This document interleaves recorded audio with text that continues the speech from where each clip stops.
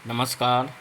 Shiv learning education point में एक बार फिर से आपका स्वागत है। आज हम व्यवहारिक जीवन में देशभक्ति निबंध पढ़ेंगे, समझेंगे, चर्चा करेंगे।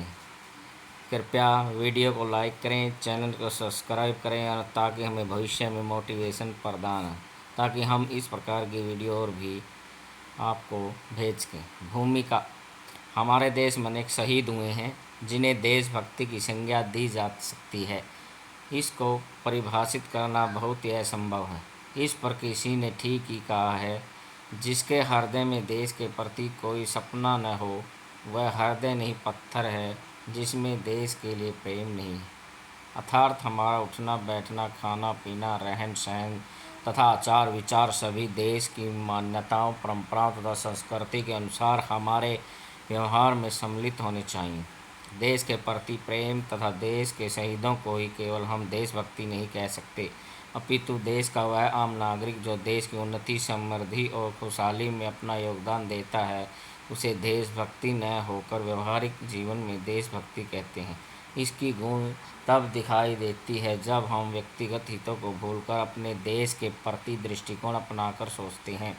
उदाहरण के लिए, जब कोई खिलाड़ी किसी देश में अपना व्यक्तिगत अनुभव व प्रयत्न लगाकर विजय प्राप्त करता है, वह अपनी विजय के साथ साथ देश का मान व सम्मान भी बढ़ाता है।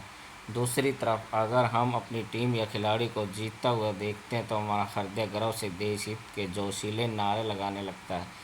जब कभी हम हमारा राष्ट्रगान, राष्ट्रगीत सुनते हैं तथा राष्ट्र ध्वज लहराता देखते हैं तो हमारे कदम रुक जाते हैं। कुछ पल के लिए दुनिया रुक सी जाती है। इसे कहते हैं व्यवहारिक जीवन में देशभक्ति। यह एक आदर्श विचारधारा एवं भावधारा है। भारतीय इतिहास का अध्ययन: हमारा देश अनेकों वर्षों तक कभी न कभी किसी न किसी देश शक्ति का गुलाम रहा। जब हमने तथा हमारे लोगों के मन में या व्यवहार में देश के प्रति थोड़ी भी संकीर्णता आई तभी हम गुलाम हुए। इसके विपरीत जब हमारे लोगों के व्यवहार में जागृति आई तब हमने विदेशी ताकतों को जड़ से उखाड़ फेंका। हमारे इतिहास को देखने व सुनने से पता चलता है कि कितने धार्मिक, सामाजिक, राजनीतिक आंदोलन बदलाव हुए, लेकिन हमारे जनमानस के लोगों के व्यवहार में देश के प्रति जो छवि थी वह स्पष्ट दिखाई देने लगी थी। हमारे इतिहास के कठिन व संकटमय काल के समय भी हमारे व्यवहार रूपी देशभक्ति में कोई कमी नहीं आई, वह दिखाई दी। यह रूप मुगलों व अंग्रेज़ों के समय अपने चरम उत्कर्ष पर था। मुगलों के समय धर्म परिवर्तन तथा अंग्रेज़ों के समय दासता व दमन व अत्याचार के प्रति भी देशभक्ति देखने को मिली। वह वास्तव में रोंगटे खड़े कर देने वाली साबित हुई है। इस काल में जो भी आंदोलन व विरोध हुए उनमें जनमानस में व्यवहारिक जीवन में देशभक्ति देखने को मिली। तभी ये आंदोलन न होकर जन आंदोलन बन गए। इसलिए हमें आज भी अपने पूर्वजों की व्यवहारिक देशभक्ति से प्रेरणा लेकर आगे बढ़ना चाहिए। यह काल सही मायने में व्यवहारिक देशभक्ति से उत्प्रोत था। सामुदायिक जीवन में तालमेल: वास्तव में व्यवहारिक जीवन में देशभक्ति हमारे सामुदायिक जीवन में भी दिखाई देने लगी है। हम सभी भारतवासी, जिनमें अनेक धर्मों, मतों, मतांतरों, जातियों, उपजातियों तथा भाषाई मतभेदों के बावजूद भी हम संकट के समय एक दिखाई देते। चाहे हमारा धर्म, जाति या समुदाय कोई भी हो, जब जब देश पर संकट आता है तब हमारे हृदय में व्यवहारिक जीवन में देशभक्ति उभर कर सामने आती है। उस समय हम अपने धर्म, जाति या क्षेत्र को न देखकर संपूर्ण देश के प्रति अपना कर्तव्य निभाते हैं। इतनी अधिक विभिन्नता विषमता होने के बावजूद भी हम एक दूसरे के सुख दुख में शामिल होते तथा आपसी भाईचारे व सौहार्द का परिचय देते हैं। वास्तव में हमारे हृदय में सामुदायिक रूपी देशभक्ति दिखाई देती है। जब कभी कोई शक्ति समुदाय कमज़ोर समुदाय को दबाने का प्रयास करता है, उस समय हमारी सामुदायिक जीवन शैली उभर कर सामने आते हैं, जिसे हम सामुदायिक जीवन में देशभक्ति कहते हैं। अनेकदा निसर्जन व लोग सभी सामुदायिक संस्थाओं जैसे मंदिर, गुरुद्वारा, चर्च, मस्जिद, अस्पताल, स्कूल, कॉलेज, धर्मशाला आदि का समान रूप से बिना भेदभाव के तथा बिना स्वार्थ के निर्माण करवाते हैं, तब भी सामुदायिक जीवन में देशभक्ति दिखाई देती है। असमानता के साथ समानता का व्यवहार: भारत सदियों से अनेक विविधता वाला देश रहा।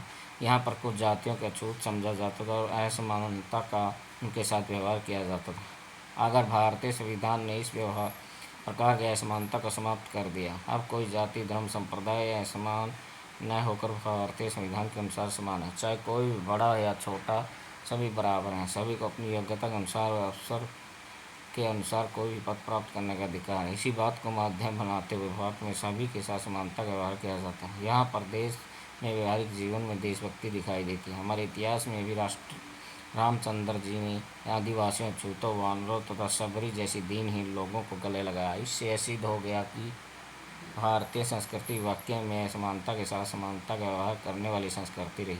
आज भी हम दीनहीन, अछूत व कमज़ोर वर्ग के लोगों के कल्याण के लिए हमेशा आगे आते रहे तथा उनके उत्थान व विकास के लिए सरकार व धार्मिक संस्थाओं कार्य कर रही हैं। बिना असमानता के ख़त्म कर सही अर्थ में व्यवहारिक जीवन में देशभक्ति का सपना साकार नहीं कर सकते। सही अर्थों में असमानता के साथ समानता का व्यवहार ही हमारी भारतीय व्यवहारिक जीवन में देशभक्ति को पोषण देता है। वर्तमान घटना के प्रति चेतना। असल में देश के ऊपर बलिदान होना ही देशभक्ति नहीं, अपितु देश के अंदर रहते हुए देश की एकता, अखंडता के प्रति जागरूक रहना ही व्यवहारिक जीवन में देशभक्ति है। आज हम दिन प्रतिदिन उन्नति व विकास कर रहे हैं। इस समय लाजमी है कि हमारे शत्रुओं की संख्या भी बढ़ती जा रही है, जो हमसे जलते हैं। आज हमारे सामने भाषा, सांप्रदायिकता, धर्म, आतंकवाद, धर्म परिवर्तन जैसी समस्याएं हमारे सामने खड़ी हैं। ये सभी ताकतें हमें कमज़ोर करने व हमारी एकता व अखंडता को तोड़ने के लिए काफ़ी हैं। लेकिन हमारा भी कर्तव्य बनता है कि हम इन सभी घटनाओं का सही विश्लेषण करें तथा उनके प्रति जन जागृति लाकर सही अर्थों में व्यवहारिक जीवन में देशभक्ति का परिचय दे रहे हैं। धर्म परिवर्तन तथा लव जिहाद के मामले के प्रति हमें संवेदनशील रहना होगा। हमारा कर्तव्य नवयुवकों को उसके प्रति जागरूक करना तथा इसके परिणामों से अवगत करवाना। बेरोजगारी तथा भूखमरी हमारे देश के युवतियों को आतंकवाद का गैर कानूनी कार्यों में लिप्त पाए जाते हैं। हमारी सरकार का कर्तव्य बनता है कि वह रोजगार तथा भूखमरी की समस्या के प्रति सजग कदम उठाए। हमारा भी कर्तव्य बनता है कि कोई भी कार्य करते समय एक बार अपने तथा अपने देश के बारे में सोच लेना चाहिए। इन सब का प्रभाव कहीं हमारे देश पर तो नहीं पड़ रहा। हमें संकुचित विचारों को त्याग कर विश्व के कल्याण की बात सोचनी चाहिए। इस प्रकार के भाव को ही सही मायने में व्यवहारिक जीवन में राजनीति या देशभक्ति कहते हैं। सामाजिक आंदोलन के प्रति जागरूकता। किसी भी देश में अनेक प्रकार की समस्या पैदा हो जाती है, चाहे राजनीति प्रेरित हो या चाहे सामाजिक या धार्मिक कारणों से प्रेरित हो।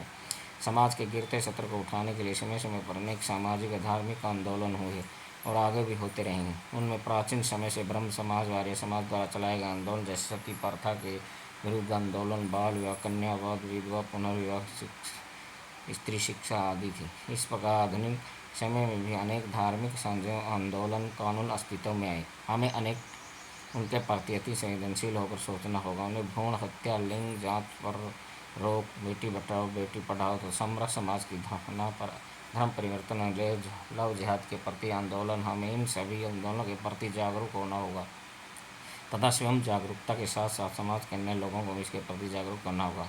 तभी हम सच्चे अर्थों में व्यवहारिक जीवन में देशभक्ति का पालन कर रहे होते हैं। सभी को इन आंदोलनों की रूपरेखा, परिणाम, लाभ, हानि तथा समाज व इसके प्रभाव की चर्चा हर गाँव व शहरों तथा महानगरों में करनी होगी। इसके प्रति जनमत का निर्माण करना होगा। समाज में फैली धार्मिक और सामाजिक बुराइयों के प्रति अगर हम संवेदनशील रहेंगे तो देश भी अपने विकास के प्रगति के पथ पर अग्रसर रहेगा और हम भी व्यवहारिक जीवन में देशभक्ति का पालन कर रहे हैं। सामूहिक जिम्मेवारी की भावना। हम अपने देश के उत्थान और पतन के प्रति सामूहिक रूप से जिम्मेवार हैं। ऐसी कोई भी घटना जिससे देश का मान और सम्मान में वृद्धि होती है, उसमें सभी देशवासियों का सामूहिक प्रयास होता है। जिस प्रकार हमारी कोई टीम विजेता बनती है तो हम सब खुशी से प्रफुल्लित हो जाते हैं। ठीक इसके विपरीत अगर हमारी टीम हार जाती है तो हम सामूहिक रूप से गुस्से व क्रोध से भर जाते हैं। यह सब बात सिद्ध करती है कि हम सामूहिक रूप से व्यवहारिक देशभक्ति की भावना का पालन कर रहे होते हैं। कोई भी ऐसी घटना देश के प्रति आलोचना को हम सहन नहीं कर सकते तथा उनके प्रति राष्ट्रीय और अंतर्राष्ट्रीय स्तर पर जनमत का निर्माण करते हैं। ऐसी कोई भी व्यक्तिगत प्रयास या कार्य जिससे देश को हानि और अपमान का सामना करना पड़े, उसके प्रति भी हम सामूहिक रूप से जिम्मेवार होते हैं। हम अपने समाज व देश में जिस भी स्तर पर हैं तथा हम से जो भी कार्य बन पड़ता है, हमारा कर्तव्य बनता है कि हम अपने कार्य क्षेत्र में पूर्ण रूप से देश के प्रति वफादारी में ईमानदारी से करते रहें।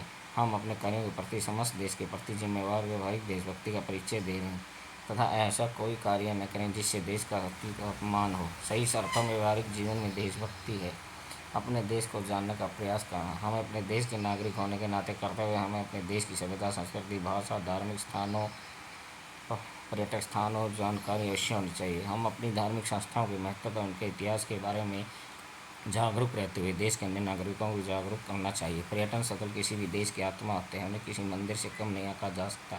विदेशी तथा देशी पर्यटकों के लिए आत्मिक शांति की अनुभूति का उदाहरण पेश करते हैं। हमें अपनी सभ्यता, संस्कृति के बारे में ज्ञान होना चाहिए। तभी हम उसके प्रति जागरूक का संदेश है इसका संरक्षण व संवर्धन कर सकते हैं। हमारा अंदर यह भाव होना चाहिए कि विश्व की अन्य सभ्यता संस्कृति में हमारी संस्कृति व सभ्यता श्रेष्ठ व उपयोगी है। इसके अतिरिक्त हमारे प्राचीन इतिहास, महापुरुषों, धार्मिक संस्थाओं, मतों, मतांतरों को जानना भी आवश्यक है। आज हम तो विश्व गुरु कहलाने वालों की अग्रणी पंक्ति में खड़े हैं, वह सब इसका ही प्रयास व योगदान था।